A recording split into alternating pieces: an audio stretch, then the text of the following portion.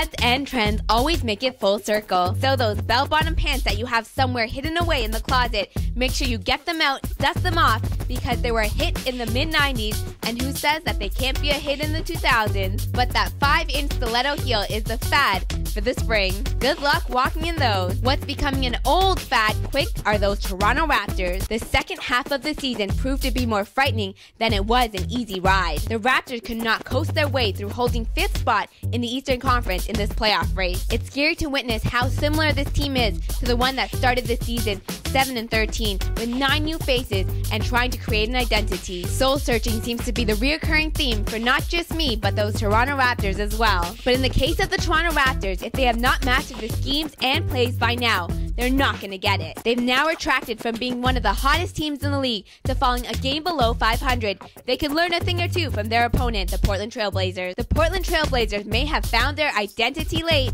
but they're clicking at the right moment. After an unimaginable season of injuries plagued to all but 2 players, the Portland Trail Blazers were able to prevail, led by their catalyst, Brendan Roy. He might get all the accolades, but the former Toronto Raptor, who was disgruntled when he left LA, Marcus Camby, is fitting in just fine with those Trailblazers. He's become their new fashion statement, dominating the glass and cleaning up the garbage. He is looking healthy and always aggressive, pushing his way in and out of the paint. And the troubles will loom once Marcus Camby gets it going. Sitting 4th in their division and 8th overall in the Western Conference, the Portland Trailblazers have their depth stepping up at the right time.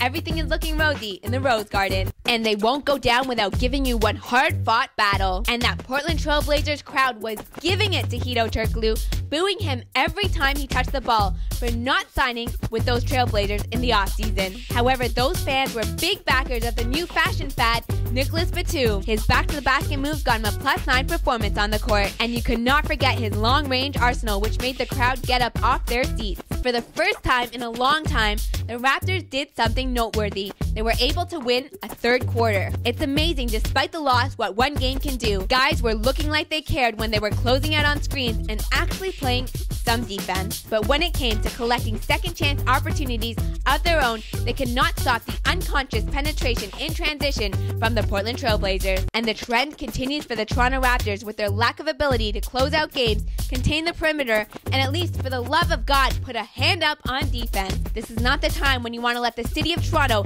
and the country of Canada down for failing to win against a high caliber team. Take on that I mentality and look at yourself in the mirror and know that it begins with you. Players like Andrea Bargnani and Hedo Turkoglu need to become trendsetters and go back to the form that they were before the All-Star break started. The Toronto Raptors might have decided to just stir the pot a little when they inserted Jose Calderon back into the starting lineup. Let's see if that makes a difference when they play the Atlanta Hawks tonight. Thanks again for joining me inside the Purple Room, and make sure you stay trendy. I'll see you next time.